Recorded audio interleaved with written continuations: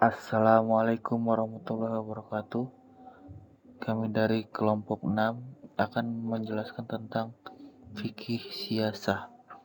Kelompok 6 beranggotakan 4 orang, yaitu Irma Yulianti, Ridwan Yuga, Diki Purbasari, dan saya sendiri Rizky Aulia Firdaus. Fikih siasah, sukses kepemimpinan dalam sistem politik Islam.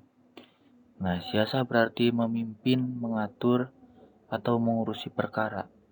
Menurut Abdul Wahab Khalaf, fikih siasah artinya ilmu yang membahas tentang cara pengaturan masalah ketatanegaraan, misalnya bagaimana mengadakan perundang-undangan dan berbagai peraturan lainnya yang sesuai dengan kaidah Islam atau prinsip-prinsip Islam.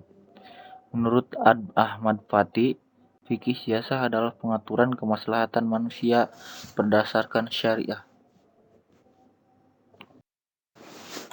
Nah, tujuan dari siasah dalam Islam yaitu yang pertama, mengatur perundang-undangan negara sebagai pedoman dan landasan ideal dalam mewujudkan kemaslahatan umat. Yang kedua yaitu perorganisasian dan pengaturan untuk mewujudkan kemaslahatan. Yang terakhir, mengatur hubungan antara pengusaha dan rakyat serta hak dan kewajiban masing-masing dalam usaha mencapai tujuan negara. Nah, objek dari kajian fikih siasah yaitu pekerjaan mukallaf dan segala urusan pentadbirannya dengan mengingat persesuaian pentadbiran itu dengan jiwa syariah yang kita tidak peroleh dalilnya yang khusus dan tidak berlawanan dengan sesuatu nas dari nas-nas yang merupakan syariah ammah yang tetap. 3 pandangan yang memberi gambaran bahwa objek bahasan fikih siasah secara garis besar.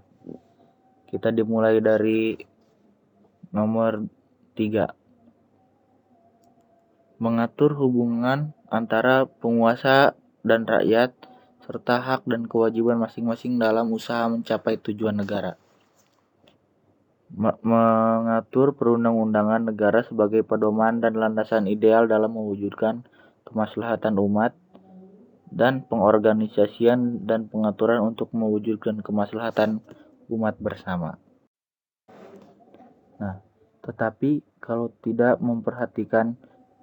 ketika kita memperhatikan literatur yang luas fikih siasah, objek bahasannya mencakup masalah pengangkatan dan pemberhentian kepala negara, serta syarat-syaratnya masalah hubungan antar negara, hubungan muslim dan non-muslim, masalah peradilan, masalah peperangan dan perdamaian, dan sebagainya, baik dalam praktik yang berkembang dalam sejarah maupun dalam konsep berpemikiran politik dan bernegara.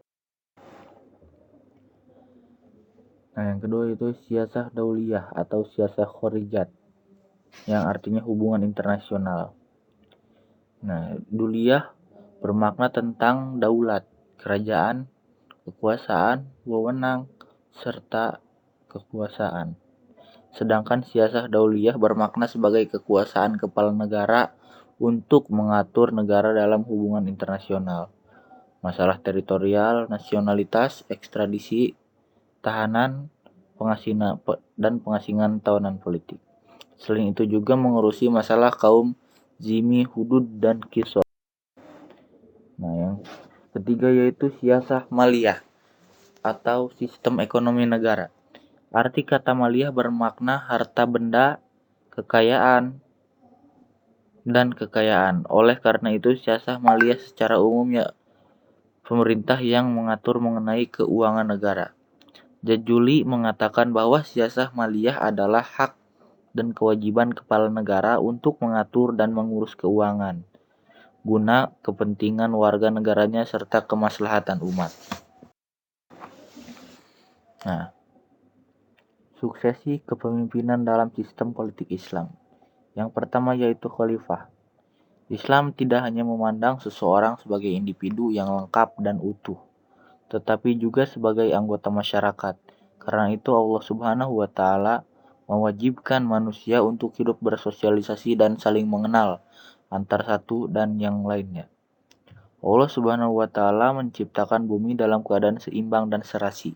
Sedangkan secara istilah khilafah adalah orang yang bertugas menegakkan syariah Allah Subhanahu wa Ta'ala, memimpin kaum muslimin untuk menyempurnakan penyebaran syariah Islam dan memperlakukan kepada seluruh kaum muslimin secara wajib sebagai pengganti kepemimpinan Rasulullah Shallallahu Alaihi Wasallam. Nah, yang kedua yaitu imamah.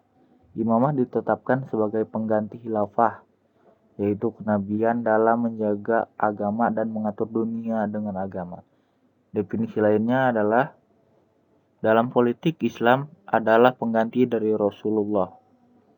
Imamah dalam politik Islam berarti pengganti dari Rasulullah dalam menegakkan agama yang wajib atas seluruh umat untuk mentaatinya. Berbeda halnya dengan pendapat Imam Al-Haramain Al-Juwaini, dalam bukunya mendefinisikan imamah adalah kepemimpinan menyeluruh dan kepemimpinan yang berkaitan dengan urusan khusus dan umum dalam kepentingan agama dan dunia. Sekian dari kelompok 6. Mohon maaf atas kurang lebihnya. Billahi taufiq wal hidayah. Assalamualaikum warahmatullahi wabarakatuh.